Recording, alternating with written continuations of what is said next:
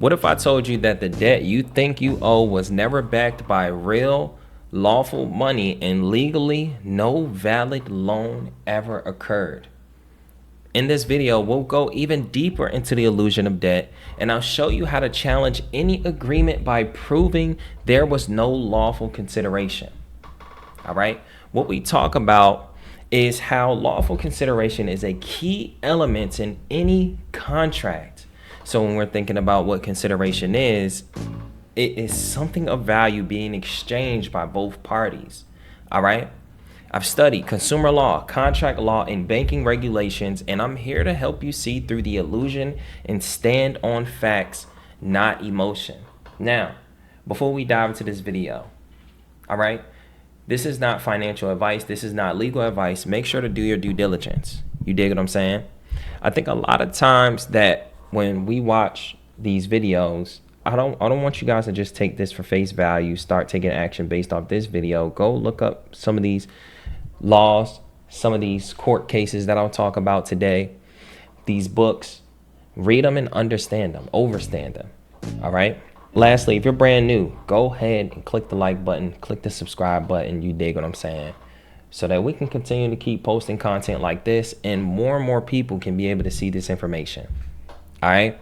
Now, what we're going to be talking about specifically today is what lawful consideration is, really diving into that. Really helping you guys get into the framework and the mindset that when it comes to discharging debt, there's so many angles you can take. You can do a negotiable instrument. You can do all of this. But if I told you that they never even exchanged anything to you and you can just use that against them and challenge the fact that they never even loaned you money in the first place, then you wouldn't really need to argue about whether your negotiable instrument works. You dig what I'm saying? You can stand on the fact that you have already given them the negotiable instrument.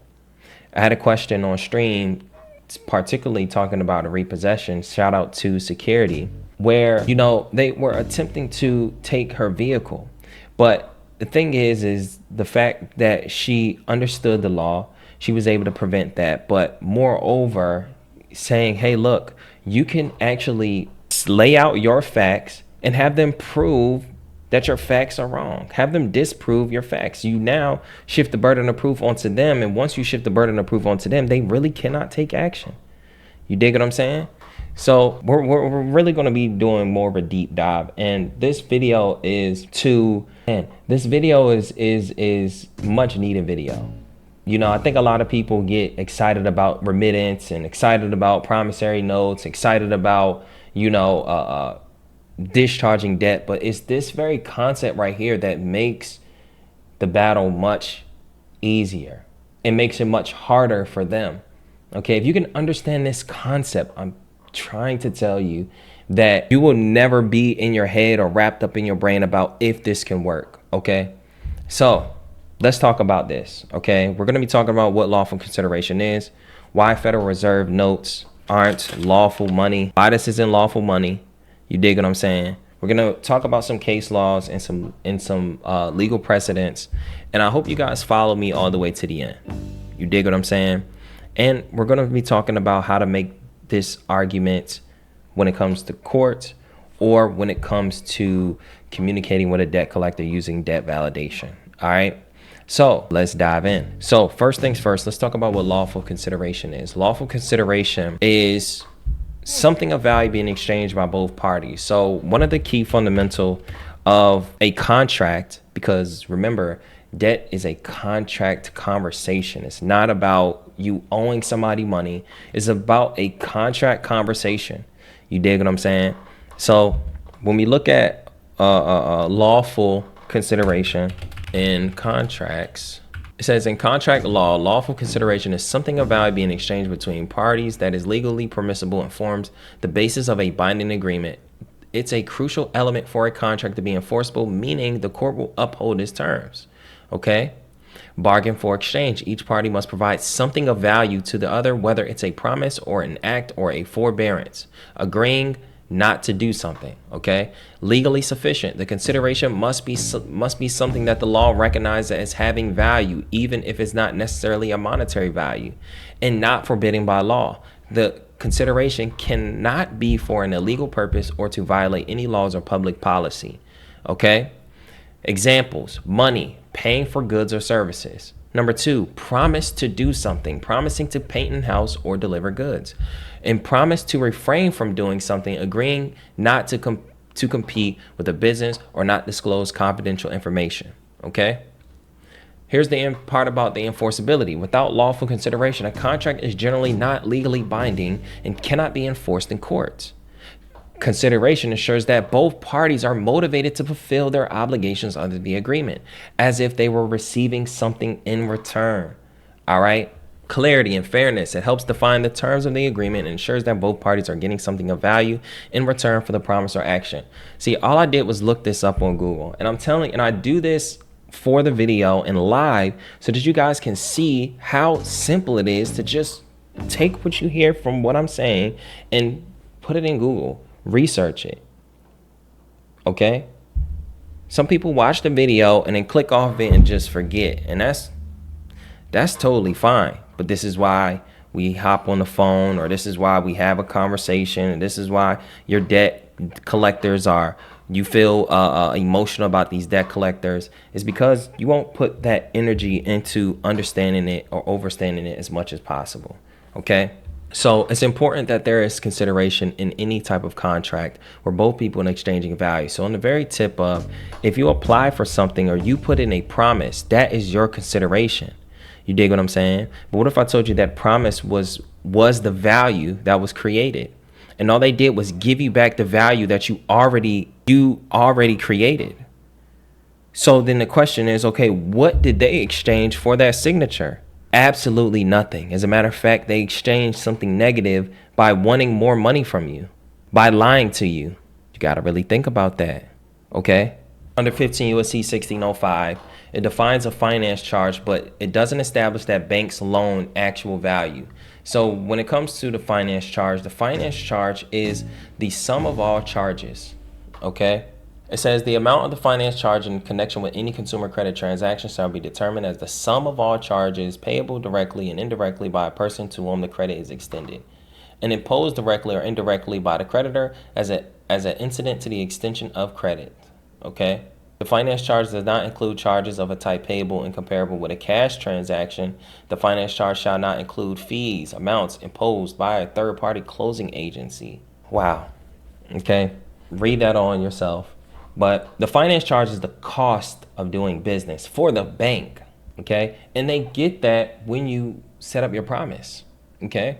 Another thing I want to highlight is that the promissory note you signed funded the transaction, and the bank never used their particular assets. So they'll come from a perspective of them not giving you, loaning you money, but making you think that they use their assets. But the reality is that you funded yourself. You extended credit to yourself. So when you go to the Truth in Lending Act under 15 U.S.C. 1602, which is the definition section, it breaks down the definition of a creditor. Okay, the definition of a creditor. Man, I hope y'all really gather this part right here, because I think when we go play this sovereignty game, I think a lot of people think that sovereignty is about putting in paperwork and this, that, and the third. You can put as much paperwork as you want, but if you don't understand this one fundamental concept, you will never be sovereign. You dig what I'm saying? So it says the term creditor refers to only a person who both regularly extends in connection with loans, sales of property, services, or otherwise consumer credit, which is payable by agreement in more than 4 installments, which the payment of a finance charge is or may be required. Okay? So someone may look at creditor and think that the definition of creditor is Bank of America, okay? Now, I want you guys to understand that a person in the Truth in Lending Act, or when it comes to lending, means that of a natural person or an organization. We covered this, right? So someone would say, okay, what is an organization? An organization means a cooperation, government, governmental subdivision, agency, trust, estate, partnership, cooperative, association, LLC, Bank of America, Navy Federal, right? But I want you to ask yourself, if the person means a natural person or an organization, that means that they can be either or. So someone will say, well, how are we either or? Well, you are a natural living, breathing person, but then also at the same time, you are a corporation because there's an estate created in your name, which is your all caps name that is on every single W-2. You dig what I'm saying? So now when you're looking at that definition and you see that creditor refers to only a person, right? That means that only a person can be a creditor, which further affirms that you extend credit to yourself. It says the term credit means the right granted by a creditor, meaning you are utilizing a fundamental right. Now I'm telling this to you so that you're not sitting there, using this as a battle to get credit or whatever the case may be. But this is a good negotiation tactic when you are dealing with the dealership. It's a good knowledge bomb to get them to not BS you and make you think that they are the one, that you're desperate for credit. Okay? So when you understand that you are the one that fund the transaction, you are the one that's creating a true value, you know that there's nothing that they have given you a value. They're only just trying to make you do something adverse, which is work to pay your debt. So if no lawful money was ever lent, what exactly did they give you in return? So let's just talk about why there isn't no lawful money. Okay, under 12 USC 411, okay, it further highlights that only lawful money is redeemable in gold or backed by tangible value. Okay, tangible meaning a real thing gives it value. Okay, this right here, this mug is tangible. Okay. It can cost $1. You can exchange it for another mug. You can exchange it for a cup. Some people can take this, maybe break it down into something else, right? It's tangible. But imagine if you gave something of tangible value and all they gave you was imagination. That's not lawful consideration, okay?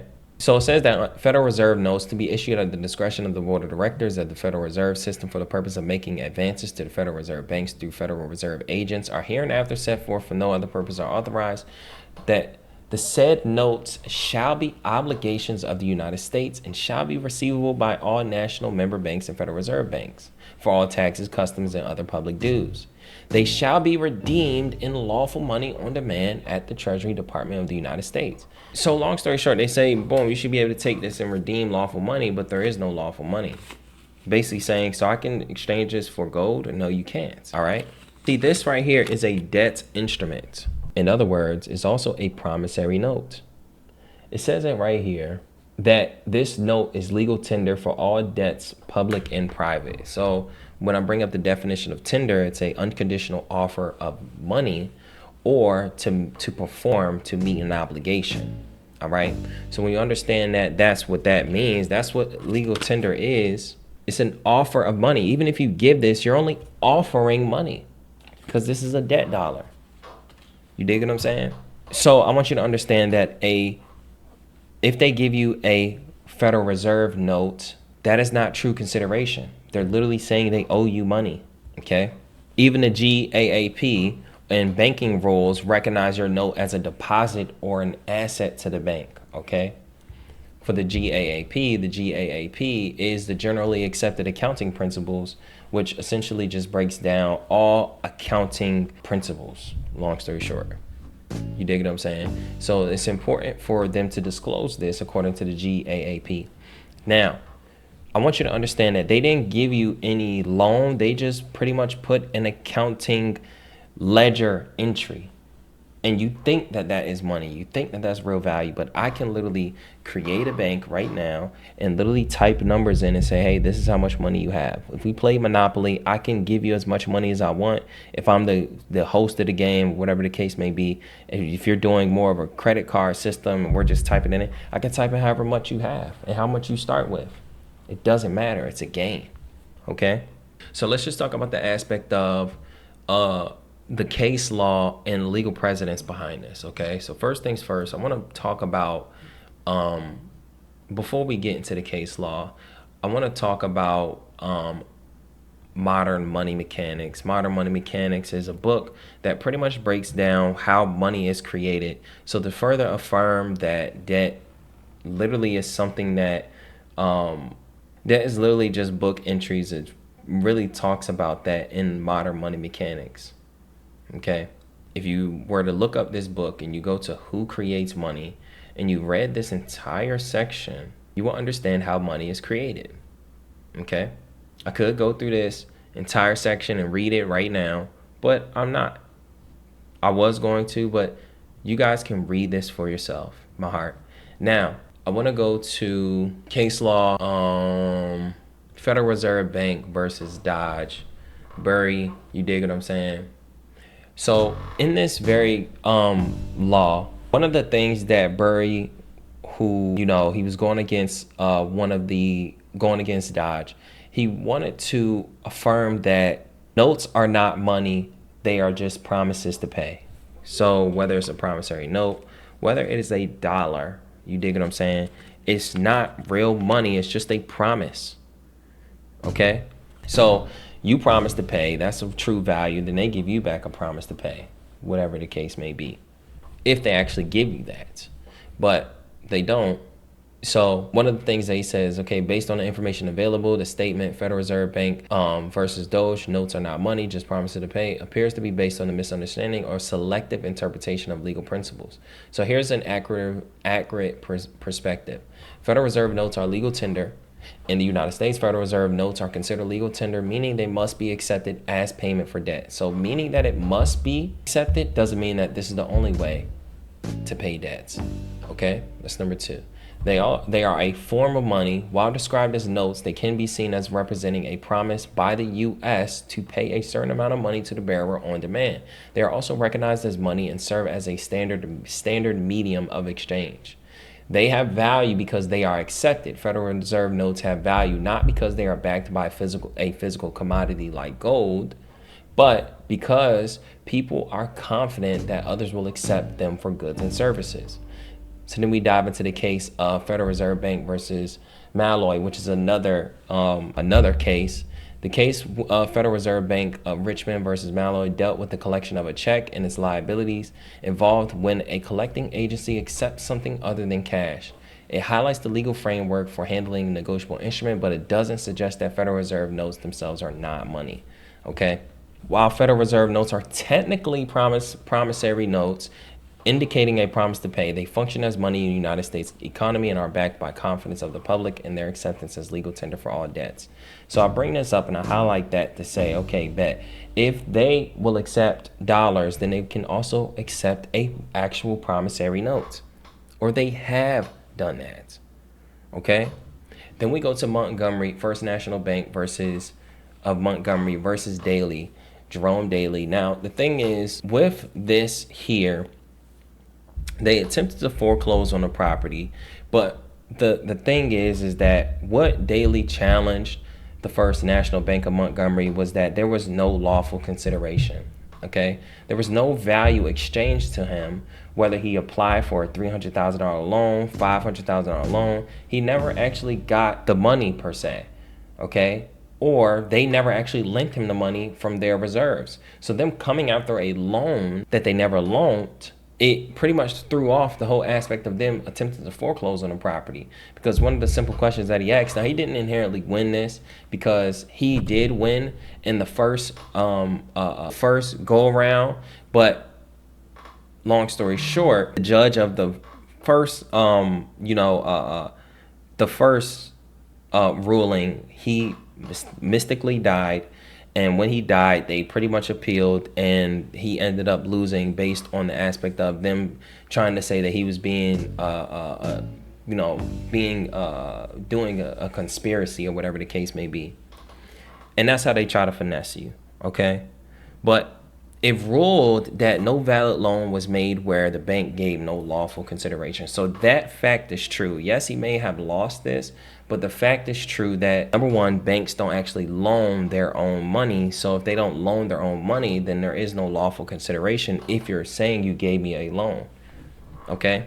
Then we dive into UCC 3-303, which talks about value and consideration. Long story short, a negotiable instrument requires valid consideration or it is challengeable. Okay? Consideration means any sufficient to support a simple contract. The drawer or the maker of the instrument has a defense if the instrument is issued without consideration. Okay? Check this out for yourself. Now, without lawful consideration, the foundation of a contract crumbles. You dig what I'm saying? So now, let's just talk about how to raise this argument. Because yes, I'll break down some of the laws and help you guys understand the aspect of communicating with a debt collector and things of that nature. But number one, I want to show you guys and tell you exactly how you want to communicate with them. Okay? Whether it's a repossession, whether it's a debt that you're supposed to pay back, whether it's a loan, whether it's a charge off, whether it's a debt that you're attempting to discharge and they don't accept your negotiable instrument, whatever the case may be, whatever it is, you can always ask them this question that throws off whatever it is that they are attempting to do. Demand evidence that there was some real consideration, okay? Simply asking, hey, what did you risk? What did you risk as the lender? If you're saying I'm a risk factor, what are you risking? That's one. Number two, did they give you anything of substance or did they just monetize your signature? It's a very key question. If according to, UCC 3-401,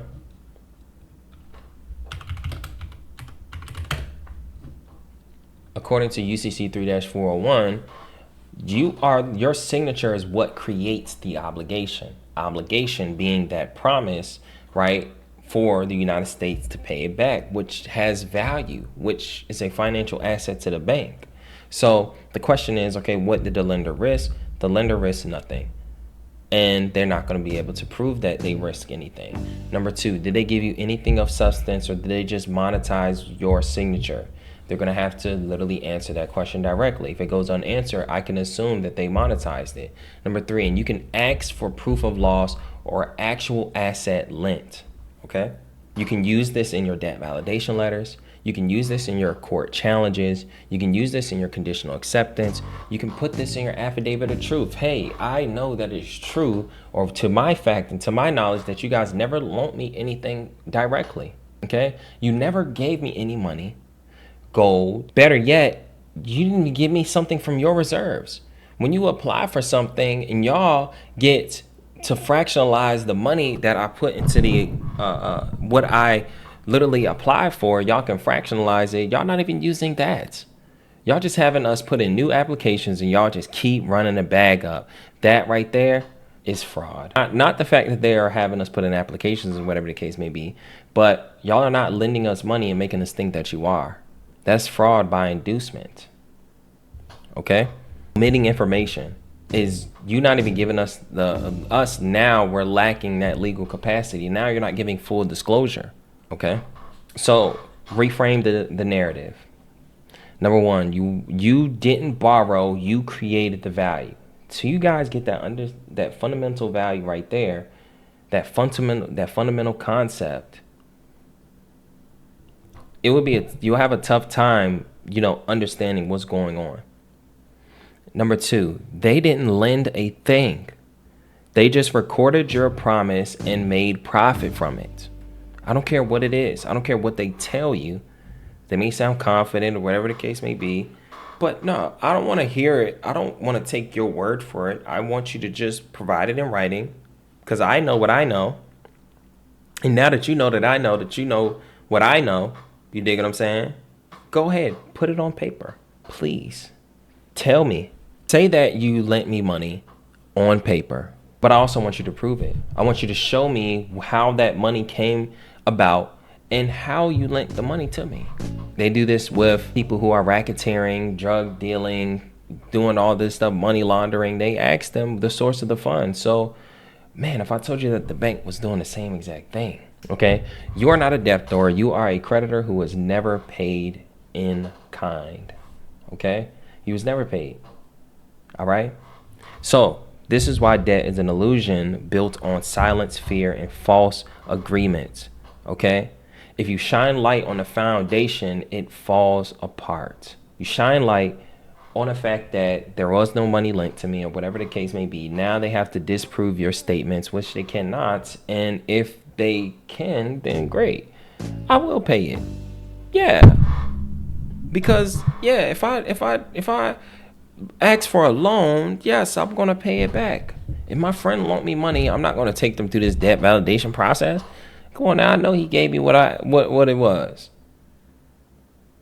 But the problem comes when y'all charging interest. The problem comes when y'all sitting there doing things behind the scenes. The problem comes when you are making me seem like I'm not creating value for y'all. So y'all default and y'all repossess the vehicle and BS like that, or put negative items on my credit report. That's where the problem comes. So the law is clear.